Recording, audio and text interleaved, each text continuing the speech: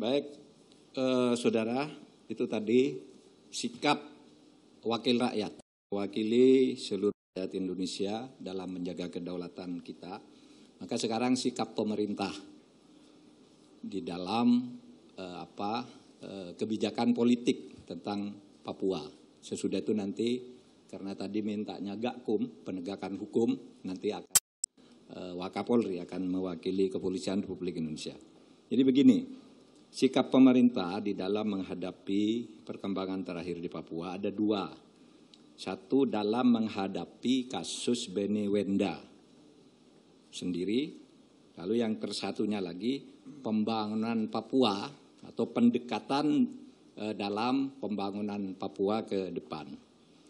Menghadapi kasus Wenda yang pertama, dia telah melakukan makar, bahkan juga tadi MPR menyebut sudah mempunyai niat dan sudah melakukan makar, dan pemerintah menanggapi itu dengan minta Polri melakukan penegakan hukum. Karena makar itu kalau skalanya kecil itu cukup Gakum, penegakan hukum. Kriminal tangkap menggunakan pasal-pasal tentang kejahatan keamanan negara, kejahatan terhadap keamanan negara tadi disebut pasal 6 dan terusnya sampai pasal 129 Kitab Undang-Undang Hukum Pidana. Jadi cukup Gakum, Pak ya. Ini tidak terlalu besar kalau soal ini. Kenapa? Menurut kami, Beni Wenda ini membuat negara ilusi, negara yang tidak ada sebenarnya dalam faktanya. Negara Papua Papua Barat itu apa? Karena negara itu syaratnya ada 3 dan ada 1. Menurut Montevideo Convention syaratnya itu ada rakyat yang dia kuasai, ada wilayah yang dia kuasai, kemudian ada daerahnya, ada pemerintahnya. Nah dia kan tidak ada tuh, rakyatnya siapa? Dia memberontak dan dia orang luar. Wilayahnya Papua kita real yang menguasai. Pemerintah dia siapa yang menguasai? Dia pemerintah. Orang Papua sendiri tidak juga mengakui. Jadi di dalam syarat hukum internasional ada, dia tidak memenuhi syarat Montevideo Convention. Lalu juga syarat lain yang ada di pergaulan internasional, adanya pengakuan dari negara lain masuk di dalam organisasi internasional, dia tidak ada yang mengakui.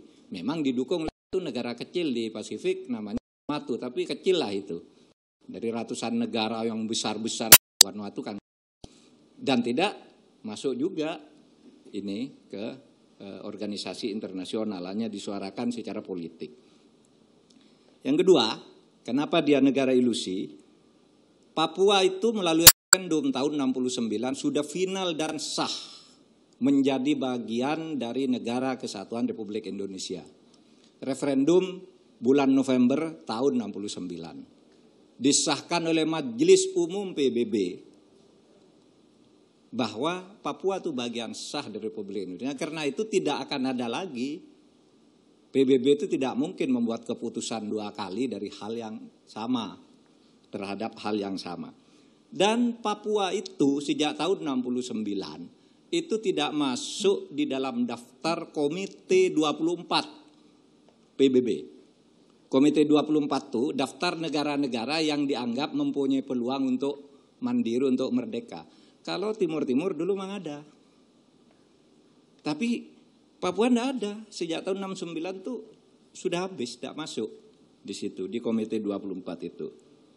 Dan yang lebih dari itu, Beni Wenda itu adalah seorang narapidana, seorang sudah dijatuhi hukuman pidana di sini 15 tahun karena tindakan kriminal, tetapi lari sehingga dia sekarang tidak punya kewarganegaraan. Di Inggris dia tamu, di Indonesia sudah dicabut kewarganegaranya. Lalu bagaimana dia memimpin negara?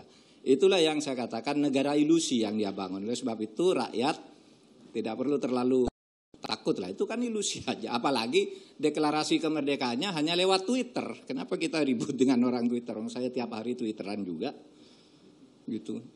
Orang Twitter nggak usah terlalu panik, tapi tetap ada karena pengaruhnya apa terhadap orang yang di situ merasa terpengaruh, ada pengikutnya. Nah ini ada Gakum nanti, penegakan hukum.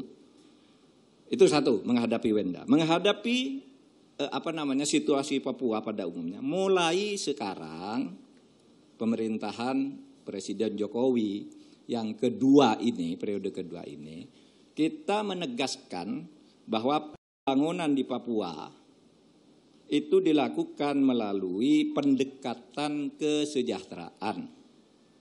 Pendekatan kesejahteraan. Kita pertama sudah menyiapkan perpres yang sekarang sedang dipelajari agar pembangunan di Papua itu betul-betul dirasakan oleh rakyatnya.